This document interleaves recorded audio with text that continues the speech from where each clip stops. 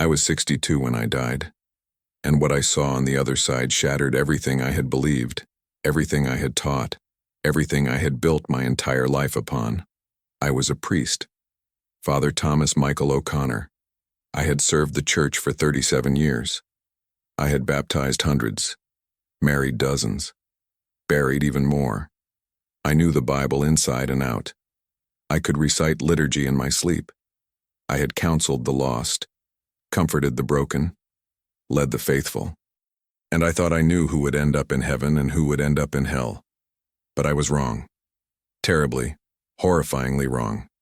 I died on August 3rd, 2021, at 7:18 in the evening.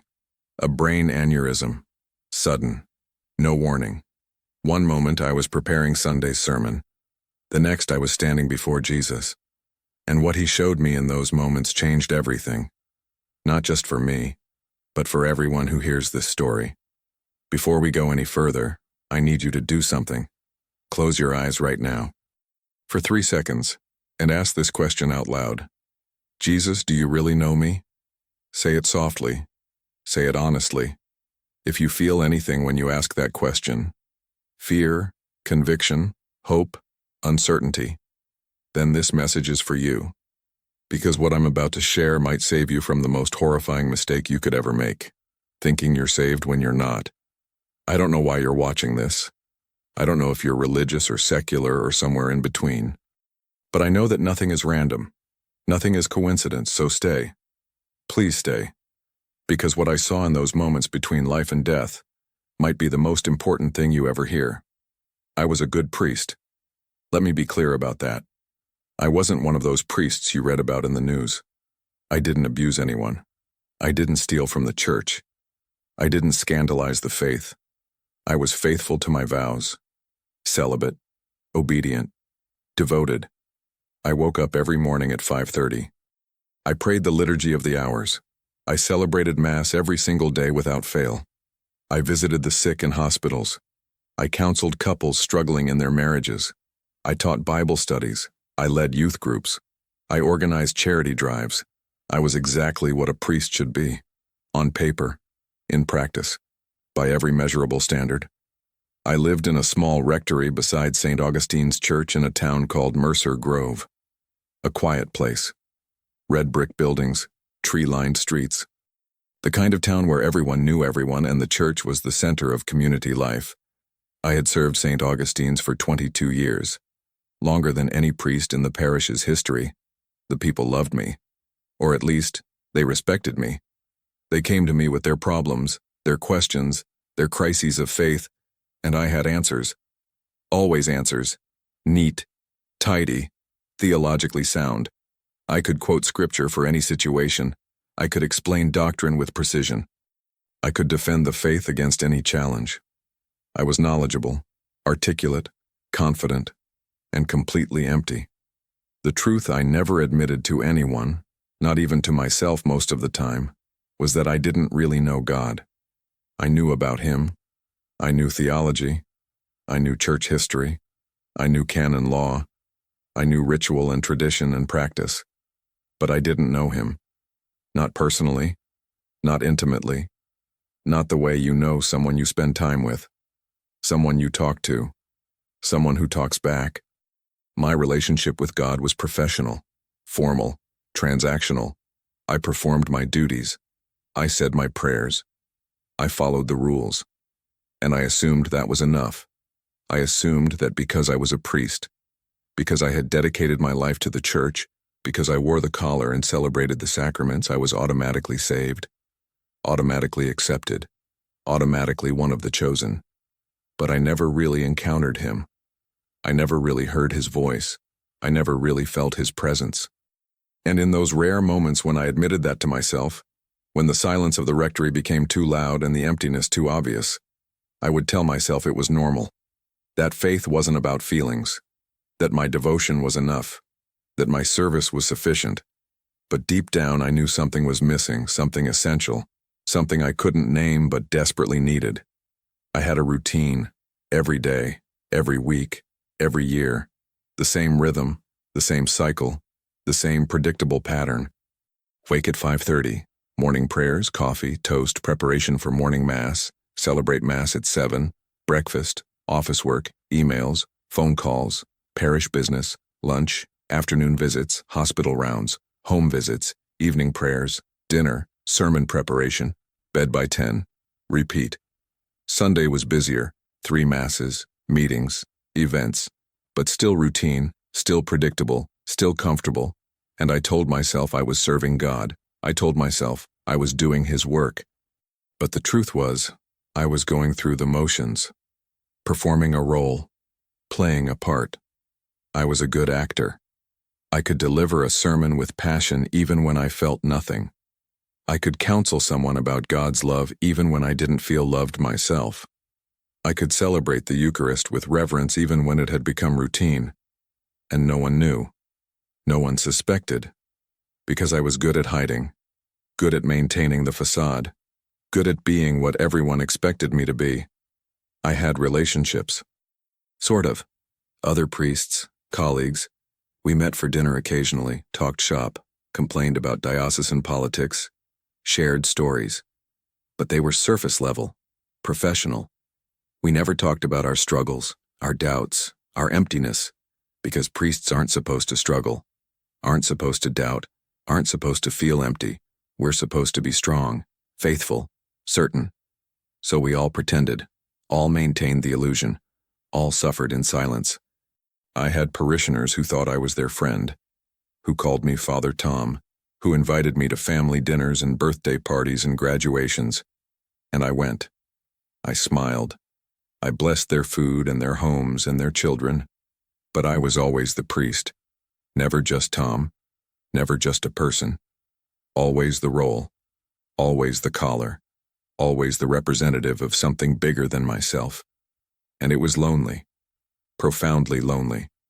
But I told myself it was part of the sacrifice. Part of the calling. Part of what it meant to be set apart for God. My family was distant, emotionally and geographically. My parents had died years ago.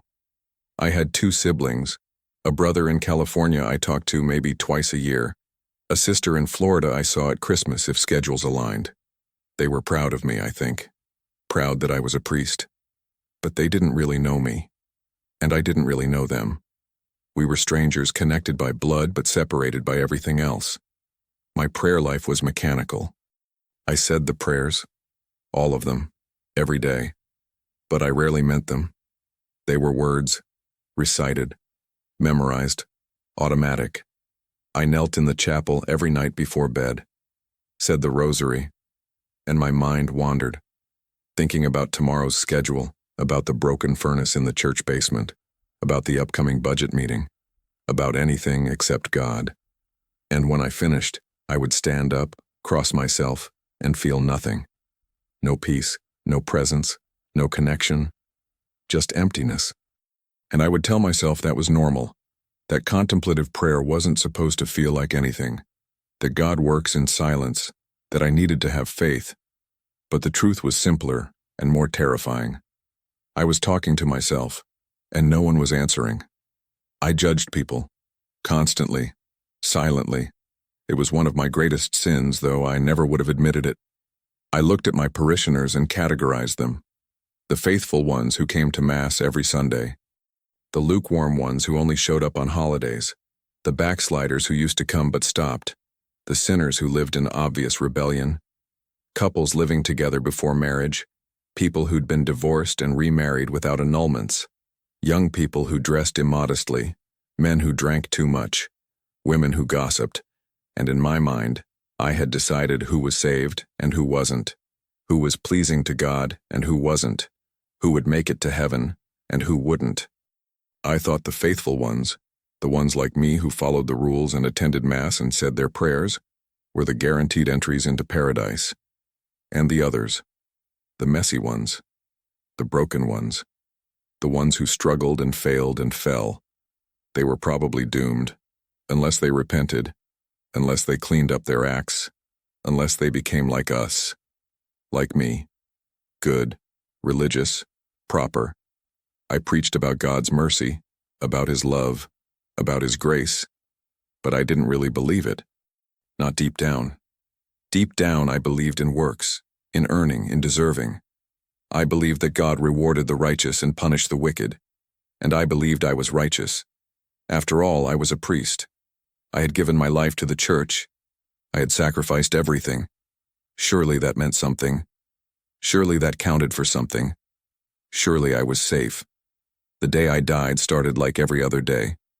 I woke at 5:30 to the alarm. I knelt beside my bed and said morning prayers. Autopilot. Words without thought. I dressed in my black clerical shirt and pants, made coffee, ate toast, prepared for morning mass. The church was quiet when I entered, cold, the smell of old incense and furniture polish. I lit the candles, prepared the altar, put on my vestments. Green. Ordinary time. Nothing special, nothing significant. Just another day. A handful of people showed up for morning mass, the usual crowd. Mrs. Henderson, who was 86 and came every single day. Mr. Calabrese, a widower who prayed for his late wife. 2 or 3 others. We went through the liturgy. I recited the prayers. They responded. We took communion.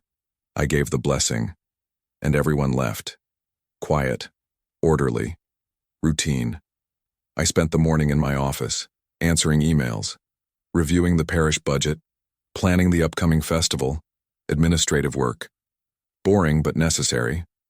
Around noon, I made a sandwich, ate at my desk while reading the news on my computer. The afternoon was spent visiting parishioners. Mrs. Chen, who'd had hip surgery.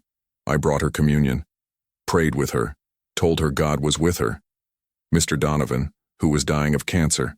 I gave him last rites, told his family he was going to a better place. The Martinez family, who'd just had a baby. I blessed the child, told them to raise her in the faith. Surface-level encounters, professional, pastoral, empty. I got back to the rectory around 5. Tired, drained. Not from the work, but from the pretending. From maintaining the facade. From being what everyone needed me to be while feeling nothing inside. I made dinner. Pasta. Sauce from a jar. Ate alone at the small table in the kitchen. The silence was oppressive. I turned on the television. Some news program. I wasn't really watching. Just filling the void. After dinner, I went to my study. I needed to finish Sunday's sermon. The readings were about the rich young ruler. The man who came to Jesus asking what he must do to inherit eternal life. Jesus told him to sell everything and follow him. And the man went away sad because he had great wealth. It was a familiar passage. I'd preached on it before. The message was obvious. Don't let possessions become idols. Don't love money more than God. Choose eternal treasure over earthly treasure. I sat at my desk, opened my Bible, started making notes, and I felt nothing. No inspiration, no insight. No sense of God speaking through the text, just words on a page. I wrote the sermon anyway. Mechanical, predictable, 3 points, a few illustrations, a call to examine our priorities, standard, safe, forgettable. I was almost finished when the pain hit. Sharp, sudden, like someone had driven a spike into the back of my skull. I gasped, dropped my pen, reached for my head, and then the world tilted, the room spun, my vision blurred. I tried to stand. My legs wouldn't work. I collapsed out of the chair onto the floor. I tried to call for help, but no sound came out. Just a strangled gasp. The pain intensified. Unbearable. Blinding. And then, nothing. Just darkness. And silence. I was standing. I looked down. My body was on the floor, face down. One arm outstretched toward the phone I never reached. And I felt nothing for it. No fear, no sadness, no connection. Just a strange detachment. The room began to change. The walls became translucent. The furniture faded. And I was somewhere else. Somewhere dark. Not the darkness of night, but the darkness of absence. The absence of light. The absence of hope. The absence of God. And I was terrified. "Where am I?" I called out. My voice echoed. Hollow. Empty. No answer. Just silence. And then, a sound. distant at first, growing louder, screaming, wailing, the sound of anguish, of despair, of souls in torment. And I knew exactly where I was. I was at the edge of hell. And as I stood there, frozen in terror, I saw them. Souls, countless souls, moving in the darkness like shadows. And I recognized some of them. Mr. Thompson. He'd been a parishioner at St. Augustine's for decades, a good man, a faithful man. He came to Mass every Sunday. He served on the parish council. He donated generously. He was exactly the kind of person I thought would be in heaven. But there he was, in the darkness. And I heard his voice, a whisper, anguished. I thought I was saved. I thought I was good enough. I went to church. I followed the rules. Why am I here? Why? And I saw Mrs. Brennan. She'd been a daily Mass attendee, a woman who prayed the rosary constantly, who fasted, who volunteered, who seemed so devout, so holy, so certain. And she was there too, weeping, lost, confused. And then I saw someone that made my blood run cold. Father Mitchell, another priest. He'd served a parish 2 towns over. I'd known him for years. We'd attended conferences together, had dinner together, talked about theology and ministry and the challenges of priesthood. He'd died 3 years earlier, heart attack, and I'd just assumed he was in heaven. He was a priest. He'd dedicated his life to God. Of course he was in heaven, but there he was, in the darkness. And when he saw me, he cried out, "Thomas, Thomas, they told me I was fine. They told me my service was enough." But it wasn't. It wasn't about service. It was about surrender. And I never surrendered. I never knew him. I just knew about him. And now it's too late. It's too late. I tried to scream, tried to run, but I couldn't move. And a voice, loud, commanding, terrible, echoed through the darkness. These are the ones who claimed my name but never knew me. The ones who performed religion but rejected relationship. The ones who followed rules but ignored love. The ones who appeared righteous but had hearts full of judgment and pride and emptiness. They thought their works would save them. But works without love are worthless. They thought their knowledge would save them. But knowledge without surrender is useless. They thought their position would save them. But position without transformation is meaningless. And then, light, brilliant, overwhelming, piercing the darkness. And Jesus was there, standing beside me. And he said, "Come, you need to see more." The darkness vanished, and we were somewhere else. And what I saw was even more shocking than hell. We were at the gates of heaven, and souls were entering, streaming through in joy and wonder and overwhelming gratitude. And I started looking at their faces, expecting to see the faithful ones, the religious ones, the ones like me who'd served God their whole lives. But that's not who I saw. I saw Derek Williams. He'd been a parishioner briefly, years ago, a young man struggling with addiction, heroin. I'd tried to help him, counseled him, prayed with him, but he kept falling, kept using. Eventually stopped coming to church altogether. I'd assumed he'd overdosed somewhere, died in his sin, lost forever. But there he was, entering heaven, his face radiant, transformed, whole. And Jesus said, "Do you want to know what happened to him? He overdosed, just like you thought." But in those final moments, as his body was shutting down, he cried out to me. Really cried out, not with religious words, not with proper prayers, just with desperation and honesty. "Jesus, I'm broken. I'm sorry. Please save me." And I did, because that's all I ever wanted, not perfection, just surrender. I saw Sandra Martinez, a woman who'd lived with her boyfriend for years without being married. I'd judged her, talked to her about the importance of the sacrament of marriage, suggested she was living in sin. She'd stopped coming to church, probably felt judged, condemned, unwelcome. And I thought, well, if she's not willing to follow God's commands, she's made her choice. But there she was, entering heaven, And Jesus said she loved fiercely, Thomas. She took care of her sick mother for 10 years. She volunteered at homeless shelters. She gave away half her income to help others. And yes, she struggled with what you called sin, but her heart was surrendered to me. She talked to me every day. She listened for my voice. She knew me. And that's what mattered. I saw Marcus Johnson, a man who'd been in prison. Murder. He'd killed someone in a gang fight when he was 19. Spent 23 years behind bars. I'd never met him, but I would have assumed. A murderer, certainly condemned, certainly in hell. But he was entering heaven. And Jesus said, "He found me in prison, Thomas.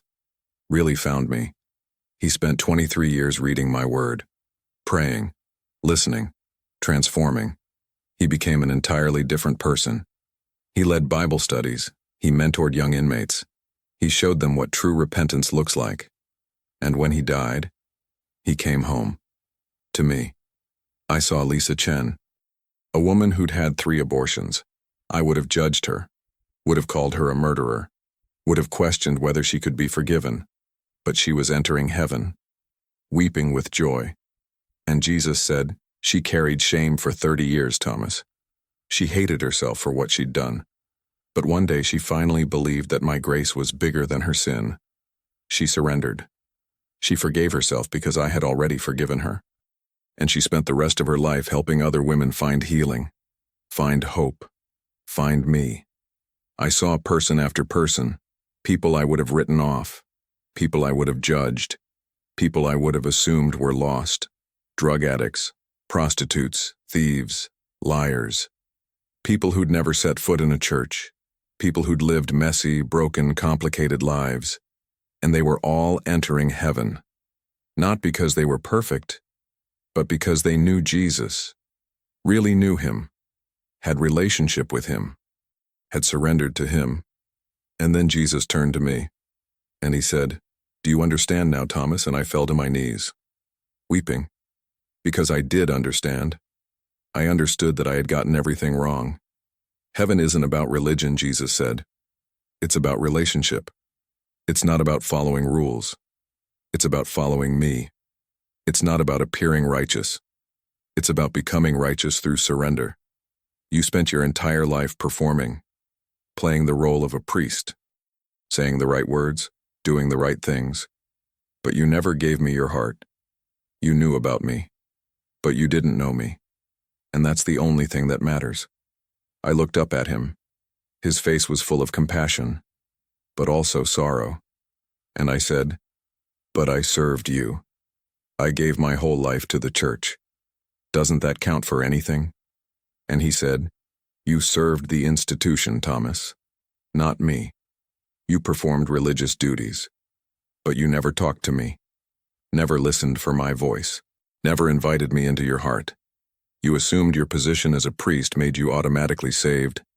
But salvation isn't about position. It's about relationship. The people you judged, the ones you thought were lost. Many of them knew me better than you did. Because they were desperate, they were broken. They knew they needed me. But you thought you had it all figured out. You thought your knowledge and your service and your dedication were enough. But they weren't.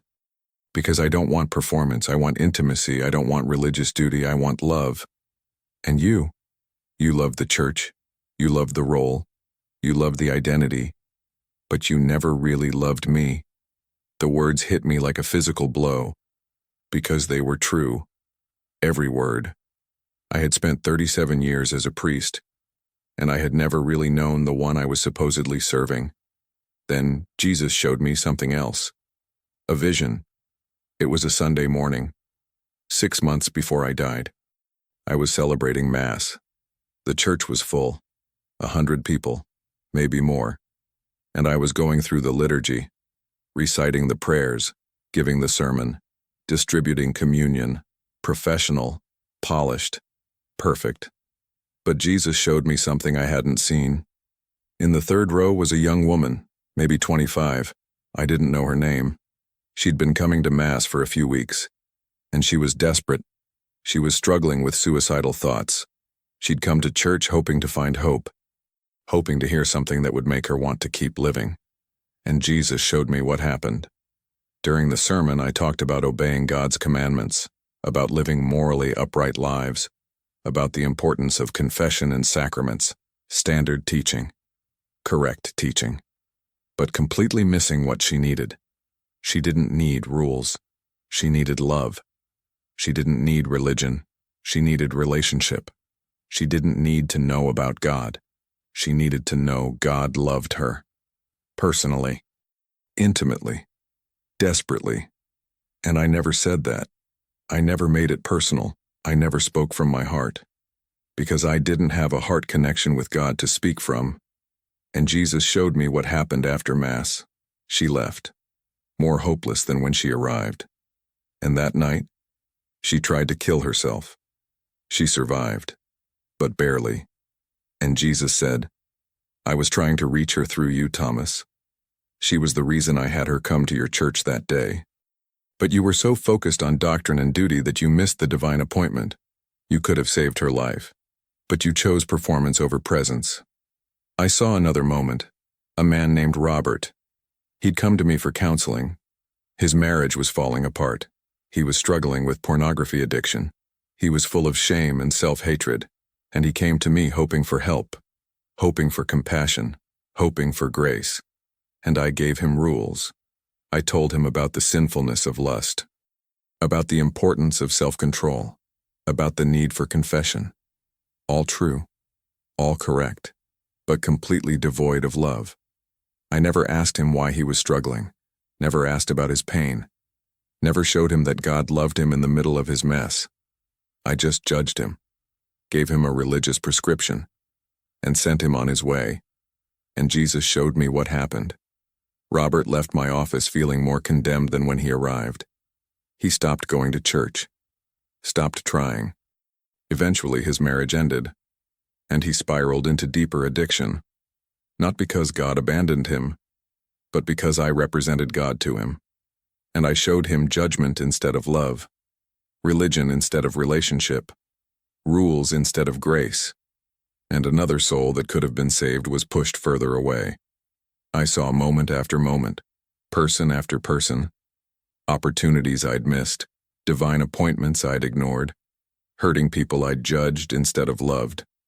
And through it all, Jesus kept saying, "This is why you're here, Thomas, not to condemn you, but to show you, so you can go back, so you can change, so you can become what a priest is really supposed to be, not a performer of rituals, but a conduit of my love." "Wait," I said, "go back? I'm going back?" Jesus nodded. "Your time isn't finished. Your story isn't over. I'm giving you another chance. But everything has to change. You can't go back and keep living the same way. You can't keep performing without connecting. You can't keep teaching about me without knowing me. No more," I said. "No more pretending. No more going through the motions. I want to know you, really know you. Not just know about you. Teach me, please." And Jesus smiled, and he said, "That's all I've ever wanted, Thomas. For you to ask, for you to seek, for you to surrender. Religion says, do this and you'll earn God. Relationship says, receive what God has already done. Religion is about performance. Relationship is about presence. Religion creates pride. Relationship creates humility. Religion judges others. Relationship loves others. And you've been living religion your entire life. It's time to discover relationship." And then he showed me one more thing, a vision of what my life could be. If I changed, if I surrendered, if I let him transform me. I saw myself back at St. Augustine's, but different. I saw myself in the chapel, not reciting memorized prayers, but actually talking to Jesus, pouring out my heart, listening for his voice, building real relationship.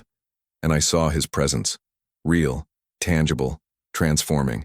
I saw myself preaching, but not from notes in theology books, from genuine encounter, speaking from experience rather than knowledge, sharing what Jesus was teaching me, what he was showing me, what he was doing in my life. And I saw people responding, not to doctrine, but to authenticity, to genuine relationship with God. I saw myself counseling people, but different. Instead of giving them rules and religious prescriptions, I was giving them Jesus. I was listening, really listening, asking about their pain, their struggles, their stories, and then pointing them to the one who loved them, who died for them, who wanted relationship with them. And I saw lives changing, not because of my wisdom, but because of his love flowing through me. I saw myself reaching people I would have judged before, the broken ones, the messy ones, the addicts and prostitutes and criminals, the ones Jesus actually spent time with, and I saw them encountering him through me, not through religion, but through relationship. And it was beautiful, small, humble, but beautiful. And Jesus said, "This is what your priesthood can be, Thomas. If you stop performing and start connecting, if you stop teaching about me and start introducing people to me, if you stop building your reputation and start building my kingdom, the question is, will you?" And I said through tears, "Yes, yes, whatever it takes. I surrender. All of it. The performance, the pride, the pretending. I give it all to you. Teach me to really know you. Teach me to really love you. And teach me to help others do the same." And the light intensified, blinding, all-consuming, and I felt myself being pulled, yanked, drawn back toward something. And then, pain, searing pain. My head felt like it was exploding. I gasped, my lungs filled with air, my heart pounded. I heard voices. Someone was shouting, "Call 911, I think he's breathing." I opened my eyes. I was on the floor of my study. Mrs. Henderson was there. She'd come to drop off something and found me. Paramedics arrived. They rushed me to the hospital. The doctors said it was a miracle, a massive brain aneurysm. Should have killed me instantly. Even if I survived, I should have had severe brain damage. But I didn't. Full recovery. Miraculous. But I knew better. It wasn't just a medical miracle. It was a divine intervention. A second chance. A complete transformation. I spent a week in the hospital. And for the first time in my life, I actually prayed. Really prayed. Not recited words. But talked to Jesus. Poured out my heart. Confessed my emptiness, my pride, my judgmental spirit, my performance-based faith. And I listened. Really listened. And he spoke. Not audibly, but clearly. In my spirit. In my heart. Through scripture. Through other people. Through circumstances. And I began to know him. Really know him. When I got back to St. Augustine's, everything changed. The first thing I did was call a meeting with the parish council. And I did something I'd never done before. I was honest. I told them I'd been going through the motions. That I'd been a good priest on the outside but empty on the inside. That I'd had an encounter with Jesus that changed everything. And that from now on things were going to be different. Some of them didn't understand. Some were uncomfortable. But some started crying. Because they'd been feeling the same emptiness and didn't know how to admit it. My preaching changed. Instead of delivering polished sermons from theological research, I started sharing what Jesus was teaching me, what I was learning in my own relationship with him, my struggles, my questions, my growth. And people responded, not because the sermons were better crafted, but because they were real, authentic, human.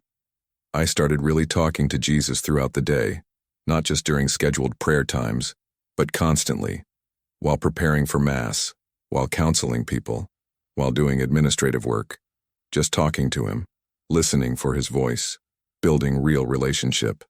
And I began to experience his presence, real, tangible, transforming. My counseling changed completely.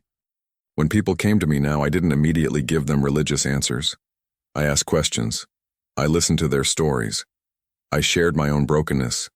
And then I introduced them to Jesus, not as a set of rules, but as a person who loved them, who wanted relationship with them, who could heal their wounds and fill their emptiness. Robert came back. The man struggling with pornography. I'd heard he'd gotten divorced, that he'd spiraled. When he walked into my office, I didn't see someone to fix. I saw someone Jesus loved. I said, "Robert, I'm sorry. I failed you before. I gave you religion when you needed relationship. I gave you judgment when you needed love. Can we start over?" He broke down.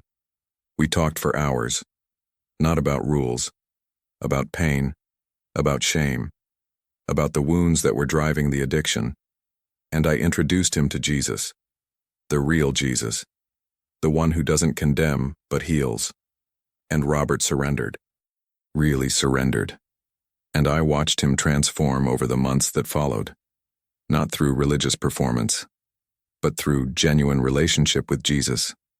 I started reaching out to people I would have judged before. There was a homeless man who lived behind the church, Danny. I'd given him food occasionally but kept my distance. Now I sat with him, talked with him, learned his story, and discovered that he had more genuine relationship with Jesus than I'd had for most of my priesthood. He taught me about dependence on God, about faith, about seeing Jesus in unexpected places. I started a new group at the church, not a Bible study, a relationship group, where people could be honest about their struggles, their doubts, their questions, where we could learn together what it meant to really know Jesus, not just know about him. And it grew, not fast, but deep. People started experiencing transformation, not through religious duty, but through genuine encounter with the living God. Young Sandra came back, the woman who'd been living with her boyfriend. I tracked her down, called her, asked if we could talk. When she came to my office, I said, "Sandra, I'm sorry. I judged you. I made you feel condemned. I represented religion to you instead of representing Jesus. Can you forgive me?" She was shocked, cautious, but she agreed to talk. And I learned her story, really learned it. Her boyfriend wasn't just a boyfriend. He was the only family she had. He'd taken her in when her own family kicked her out. He'd supported her through depression. He'd loved her when she felt unlovable. And yes, they were living together. But their relationship was full of genuine love and commitment. They just couldn't afford a wedding. And I judged her without knowing any of that. I apologized, really apologized. And then I offered to help them get married.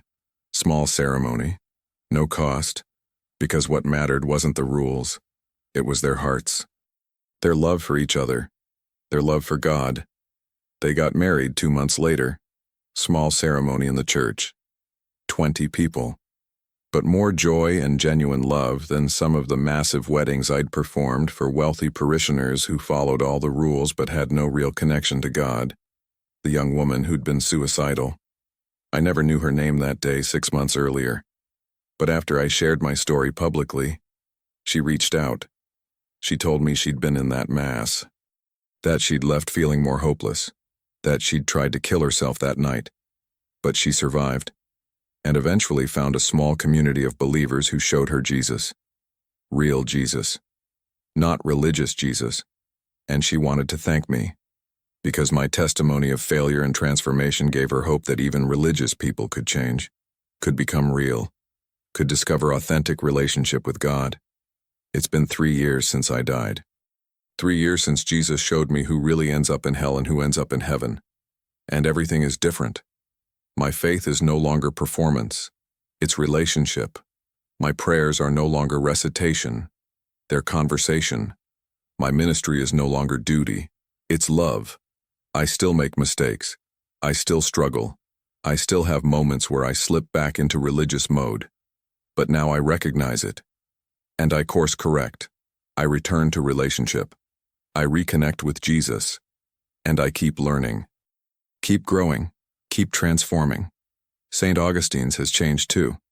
We're smaller now. Some people left when I stopped performing religion the way they expected. But we're deeper, more authentic, more alive. People are encountering Jesus, really encountering him. And lives are being transformed, not through rules and rituals, but through relationship. I speak now, tell my story, at other churches, at conferences. Anywhere people will listen. Warning religious people not to make my mistake. Reminding them that it's possible to know everything about Jesus and not know Jesus. That it's possible to serve in the church and never surrender to Him.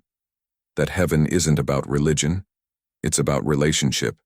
And the most horrifying thing I saw wasn't who ended up in hell, it was why. Good people, religious people, church people, people who thought they were saved, ended up in hell because they never really knew Jesus. They knew about Him. They served the institution. They followed the rules.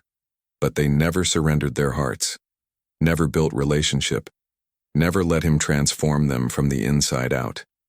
And on Judgment Day, when they stood before Him expecting to be welcomed, He said the most terrifying words in all of Scripture. I never knew you. Depart from me.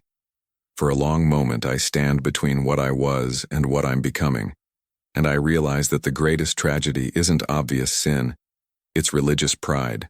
It's thinking you're saved when you're not. It's performing instead of connecting. It's knowing about God instead of knowing God. And I realized that I was headed for that same judgment, not because I was a bad priest, but because I was a religious one. If this story has shaken you, if you felt that tremor when you asked Jesus if He really knows you, then I need you to do something right now. Write these words in the comments. He knows me now, not as a claim that you've arrived, but as a declaration, as a commitment, as a moment where you say, I don't want to just know about you, Jesus, I want to know you, really know you. I surrender, not my religion, but my heart. Because here's the horrifying truth. You can go to church your whole life and end up in hell. You can serve God your whole life and never know Him. You can be baptized and confirmed and take communion and say all the right prayers and still hear those terrifying words, I never knew you. Because it's not about what you do. It's about who you know. It's not about performance, it's about relationship. It's not about appearing righteous, it's about surrendering to the one who makes you righteous. I was a priest for 37 years, and I didn't know Jesus. I knew about Him, but I didn't know Him. And that almost cost me eternity. Don't make my mistake. Don't assume your religion saves you. Don't assume your church attendance or your service or your knowledge guarantees anything. Ask yourself right now, honestly, do I really know Jesus? Not know about Him, but know Him. Have I surrendered my life to Him? Not just my Sundays, my whole life. Do I talk to Him? Does He talk to me? Is it real, or is it performance? Because judgment is coming, for all of us. And on that day, the only thing that will matter is relationship. Not religion, not rules, not rituals. Relationship. He knows me now. Write it, declare it, live it, and discover what it really means to know the God you've been performing for, before it's too late.